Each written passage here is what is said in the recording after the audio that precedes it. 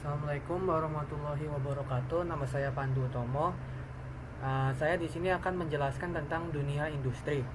Dunia industri adalah bidang yang menggunakan keterampilan dan keturunan kerja dan menggunakan alat-alat di bidang pengelolaan hasil-hasil bumi dan distribusinya sebagai dasarnya.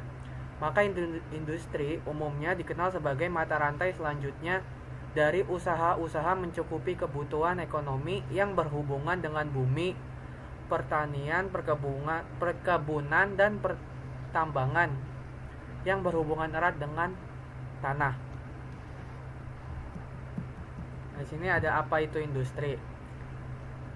Industri itu bisa dijelaskan dengan kegiatan ekonomi yang mengelola bahan mentah, bahan baku, barang setengah jadi atau barang jadi menjadi barang yang bermutu tinggi dalam penggunaannya, termasuk kegiatan rancang bangunan atau perekayasaan industri. Dengan demikian, industri merupakan bagian dari proses produksi. Bahan-bahan industri diambil secara langsung maupun tidak langsung kemudian diolah sehingga dapat menghasilkan barang yang bernilai untuk dijual atau disebarluaskan ke masyarakat. Di Indonesia itu ada beberapa cabang industri. Karena Indonesia yang basisnya negara negara yang memiliki banyak sumber daya alam, jadi industrinya pun ada berbagai macam seperti tembakau, tekstil, kulit, batu bara, minyak, gas bumi dan lain-lain. Nah, di sini saya akan menjelaskan industri dibagi menjadi beberapa klasifikasi, yaitu satu berdasarkan Menteri Perindustrian, kedua tempat bahan baku, dan ketiga proses produksi. Yang pertama, klasifikasi berdasarkan SK Menteri Perindustrian nomor 19. Berdasarkan surat keputusan Menteri Perindustrian Indonesia, industri dibedakan menjadi kimia dasar, mesin, kecil, dan aneka industri. Maksudnya adalah industri kimia dasar itu misalkan kayak semen, obat-obatan, kertas, pupuk, dan sebagainya. Kalau industri mesin itu misalnya pesawat terbang, motor, mobil, tekstil, dan lain-lain. Kalau industri kecil itu misalkan roti, kompor minyak, makanan, minuman, es, dan lain-lain. Dan kalau aneka industri itu kayak industri pakaian, minuman, dan lain-lain. Nah, kedua, klasifikasi berdasarkan tempat bahan baku. Ada dibagi menjadi tiga. Satu, industri ekstraktif, industri non-ekstraktif, dan industri fasilitatif. Industri ekstraktif adalah industri yang bahan bakunya diambil langsung dari alam sekitar, contohnya pertanian, perkebunan, perhutanan, pertambangan, peternakan, dan lain-lain. Kalau non-ekstraktif yaitu industri yang bahan bakunya didapat dari tempat lain selain alam sekitar. Kalau fasilitatif yaitu industri yang produk utamanya adalah berbentuk jasa yang dijual kepada para konsumennya. Contohnya asuransi, perbankan, transportasi, ekspedisi, dan lain-lain. Nah, itu berdasarkan tempat dan bahan baku. Nah, ketiga, berdasarkan proses produksi. Ada dua, yaitu industri hulu dan industri hilir.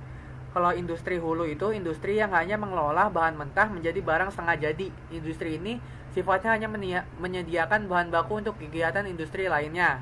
Nah, misalnya itu kayak kayu lapis, aluminium, pemintalan, industri baja, atau yang lain-lain yang bahannya itu belum jadi, masih bisa dipakai lagi untuk membuat suatu produk yang benar-benar jadi gitu. Kalau industri hilir yaitu industri yang mengelola barang setengah jadi menjadi barang yang jadi, sehingga barang yang dihasilkan dapat langsung dijual atau dinikmati oleh konsumen. Misalnya pesawat terbang, konveksi, otomotif, dan lain-lainnya. Habis itu ada jenis-jenis industri berdasarkan modal. Industri padat modal yaitu industri yang dibangun dengan modal yang sangat besar dan dari operasional maupun bangunannya. Kalau industri padat karya itu industri yang lebih dititik beratkan pada jumlah besar tenaga kerja atau pekerjaan dalam pembangunan serta pengoperasiannya. Nah, terus ini juga ada jenis-jenis industri berdasarkan jumlah tenaga kerja. Ya, ini sesuai dengan namanya, industri rumah tangga berarti cuma ada 1-4 orang. Kalau industri kecil biasanya hanya berjumlah 5-19 orang. Kalau industri sedang biasanya berjumlah 20-99 orang dan industri besar yang berjumlah 100 lebih orangnya. penggolongan industri berdasarkan pemilihan lokasi. Yang satu adalah market oriented industry atau yang disebut dengan industri yang berorientasi atau mentitik beratkannya pada pasar, yaitu industri yang didirikan sesuai dengan lokasi potensi target konsumen. Jadi industri ini dibuat di tempat dimana ya sesuai dengan konsumennya gitu loh. Dia industri ini bakalan dibuat kalau sekitarnya itu membutuhkan industri tersebut. Setelah itu ada namanya labor oriented industry, industri yang berorientasi atau menitik beratkan pada tenaga kerja. Kalau industri ini biasanya industri yang berpusat pada pemukiman yang padat, karena industri ini membutuhkan banyak orang untuk menjalankannya. Nah, habis itu supply oriented industry, industri yang berorientasi atau mentitik beratkan pada bahan baku. Nah, industri ini mendekati lokasi bahan bakunya. Jadi industri ini bakal dibuat dekat dengan bahan bakunya. Misalkan industri kayu, bahan meja-meja yang terbuat dari kayu atau bahan-bahan alat rumah tangga yang terbuat dari kayu, maka pabriknya akan dekat dengan bahan bakunya yaitu kayu atau dekat dengan hutan-hutan. Habis itu industri yang tidak terkait dengan persyaratan, yaitu kayak nggak terkait dari dia harus dekat dengan bahan baku atau dekat dengan pemukiman besar atau dekat dengan target konsumennya. Misalkan adalah industri otomotif, transportasi, dan lain-lainnya. Setelah itu ada jenis-jenis industri berdasarkan produktivitas perorangan, yaitu industri premier, industri yang barang-barang produksinya bukan hasil olahan langsung atau tanpa diolah terlebih dahulu. Contohnya hasil produksi pertanian, peternakan, perkebunan, perikanan, dan lain sebagainya. Kalau industri sekunder adalah industri yang bahan mentah diolah sehingga menghasilkan barang-barang untuk diolah kembali. Misalkan sutra, komponen elektrik, daging kaleng, dan sebagainya.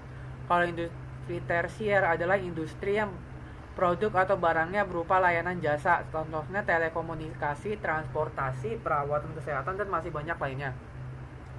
Habis itu industri kuarterner, yaitu industri yang mencakup penelitian, pengetahuan, dan teknologi serta berbagai tugas berlevel tinggi, misalnya peneliti, dokter, dan pengacara.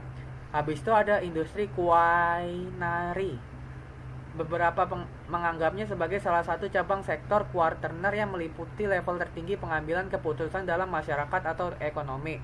Sektor ini meliputi eksekutif atau pegawai resmi dalam bidang pemerintahan, pengetahuan, universitas, non-profit, kesehatan, kultur, dan media. Nah, habis itu saya akan menjelaskan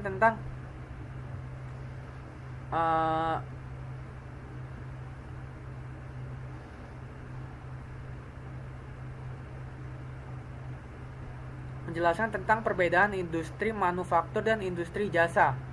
Industri manufaktur memiliki kemungkinan yang kecil dalam hal kontak langsung dengan konsumen, karena aktivitas industri tersebut lebih banyak dilakukan dalam suatu pabrik, sedangkan industri jasa memiliki pegawai khusus yang bertugas melayani konsumen.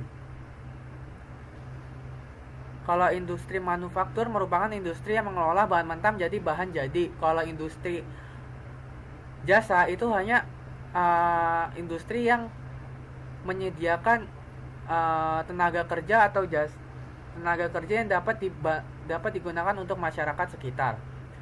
Sekian presentasi dari saya, kurang lebihnya mohon maaf jika ada kata yang kurang jelas atau salah, mohon dimaafkan. Wassalamualaikum warahmatullahi wabarakatuh.